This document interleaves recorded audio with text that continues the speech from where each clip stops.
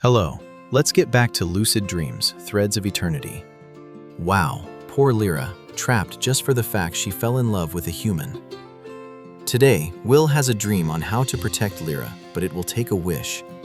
Let's see how it goes in the story, The Second Wish of Threads of Eternity. The cabin had felt safe for a while. The ridges above Vogel State Park wrapped around us like a promise, and after Lira's backstory unfolded between us in quiet evenings by the fire, the days carried a fragile kind of peace. But the Voidkin never rested. On the seventh night, the torments returned, harder, colder, as if the mountain air itself had turned against us. They came at midnight, the exact moment the decanter pulled Lira inside. I sat in the armchair with the vessel pressed against my chest and felt the walls shudder. Whispers slithered through the logs, fingers of shadow testing every crack.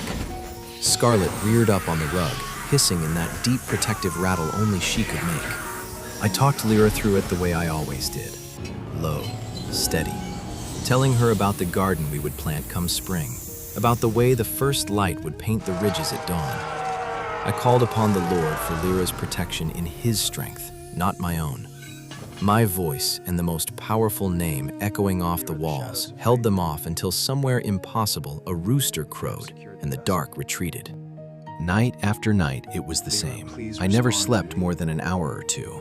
My new 27-year-old body could take the punishment, but the helplessness in Lira's silhouette pressed against the inner curve of the glass tore at me. Each morning when I lifted the stopper, she stepped out trembling, and I held her close on the edge of the bed. Nothing more than arms and quiet breathing. The fire between us banked and waiting. She would whisper, "You are becoming the man Alana saw," and I would feel the letter in my wallet like a living coal. After the fourth straight night of attacks, I was exhausted in a way no amount of youthful strength could fix. I kissed her forehead at dawn, told her I needed a few hours alone in the workshop out back to tinker with something for the snakes, and watched her walk into the trees with Scarlet draped safely over her shoulders. The moment she was out of sight, I sat on the porch steps and let my eyes close. I stand in a vast hall of white light. The air hums with the Singularity's song. Deep, layered, the same harmony that once birthed Lira and once answered when the Voidkin closed in before. Before me floats a golden box, perfect in every line. It is no ordinary chest. It is a reliquary of protection, crafted by the conductor itself in the first dawn of creation, and hidden until a heart pure enough could replicate its form. The box reminded me of Scarlet's protective coils. I thought to myself, perfect. The container is exactly 24 inches long, 16 inches wide, and 14 inches high. Its frame and core are Lignum Vitae, the white wood of life, densest and hardest on any world. 48 board feet planed to 2-inch thickness so that no shadow can ever pierce it. The exterior is clad in sheets hammered from 48 Templo Mayor bars, the sacred gold given only to the Aztec priests at the heart of Tenochtitlan, gold that once carried prayers straight to the gods.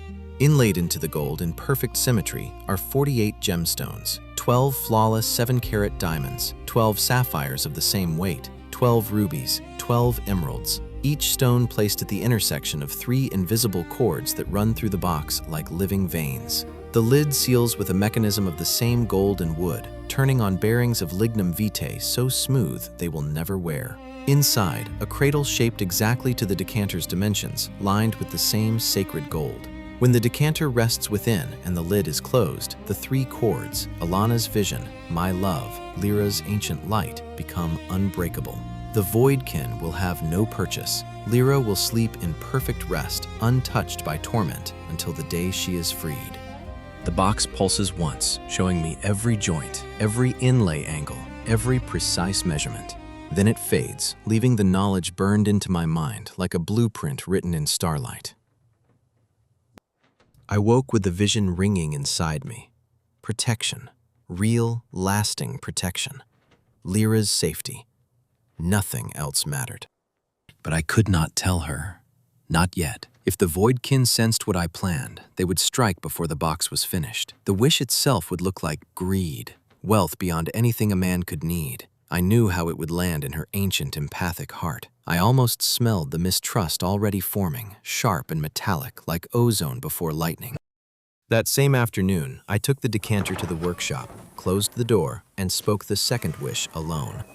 Lira is not here to hear this, I said to the empty air, but I speak it with the same love that made the first.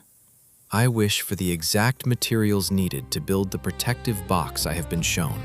48 Templo Mayor bars of sacred gold, 12 7-carat diamonds, 12 7-carat sapphires, 12 7-carat rubies, 12 7-carat emeralds, and 48 board feet of white Lignum Vitae, plus the tools and space to work in complete secrecy for the next 5 days.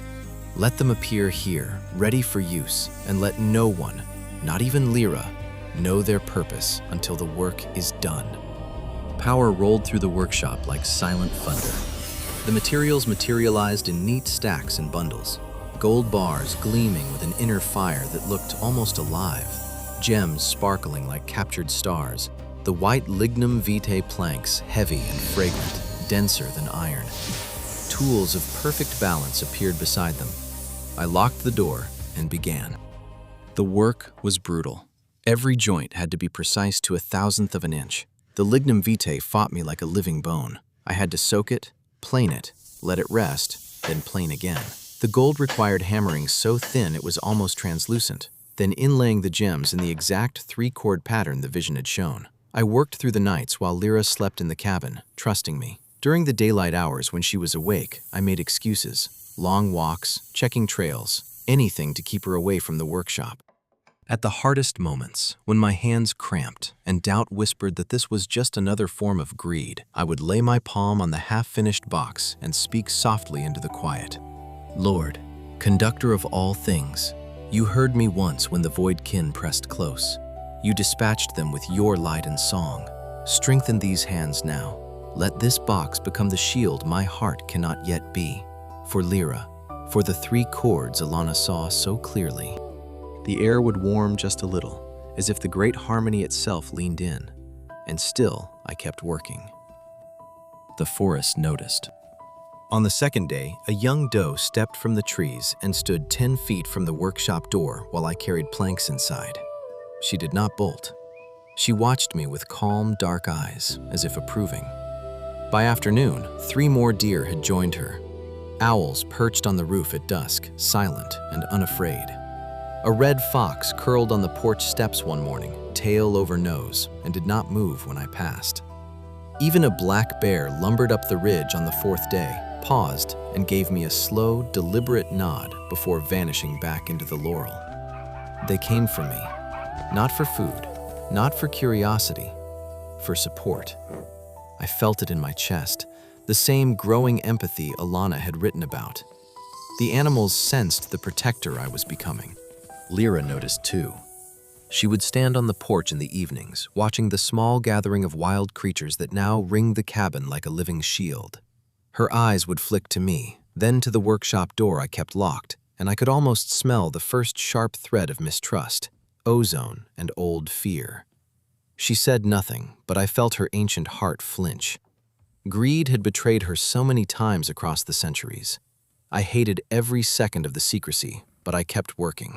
On the 3rd night, as I hurried to fit one of the Lignum Vitae planks, I noticed a hairline shadow deep in the grain, a faint, almost invisible flaw where the wood had not fully yielded to the wish. The vision had shown perfection, but my words had only asked for the exact materials, not flawless ones. In my rush to protect Lira before the next midnight, I had planed too quickly, soaked it too little, trusted the magic to finish what love and haste had begun. A small crack of imperfection now lived inside the sacred white wood, hidden, but there. Every wish has its consequence, just like the first. I ran my thumb over it, whispered another prayer for the Lord to cover what my hands could not, and kept going. The forest was watching. Time was not. I sat with the decanter in the workshop and read Alana's letter aloud by lantern light. The paper felt warm in my hands. When I reached the part about her hope that her empathy would rub off on me, I stopped and pressed my forehead to the glass. "See?" I whispered to Lira inside. She saw it coming. The marine kid who could observe and foresee but not feel. The boy who loved every animal that crossed his path. The man who would one day learn to sing the harmony he could only hear. 3 cords tightly bound. Nothing can break that. I swear the vessel pulsed once in answer. By the 5th day, the box was finished. It stood on the workbench, gleaming softly. White Lignum Vitae frame, strong as iron, sacred gold cladding alive with inner fire. The 48 gems set in perfect symmetry so that 3 invisible cords seemed to glow between them. It looked like something the Aztecs and the Greeks and the conductor itself had collaborated on across time. I carried it to the porch at dusk, heart hammering. Lira was waiting. The animals had gathered in a wide, peaceful circle. Deer, fox, owls, even the bear at the tree line. She looked from them to me, and the mistrust in her eyes cracked like thin ice. "Will," she said quietly, "what have you done?" I opened the lid. Inside, the cradle fit the decanter as though it had been grown around it. "This is for you," I said. "Not gold for me, not wealth. A place where midnight can't touch you, where the voidkin can't reach." I couldn't tell you because they would have known, but the forest knew, the animals knew. They came to stand with the man who is trying to keep you safe. She stepped forward, hand trembling as she touched the white wood, then the gold. Tears slid down her cheeks and evaporated into tiny sparks. "Alana's letter. 3 cords," she whispered. "You remembered. You used everything she hoped for you. And these creatures, they came because your heart is open now." I felt the mistrust. I hated myself for it, but you kept faith when I faltered. I lifted the decanter from around my neck and placed it gently into the cradle. The lid closed with a soft, perfect click. The gems flared once, then settled into a steady, gentle glow. The whole box seemed to breathe.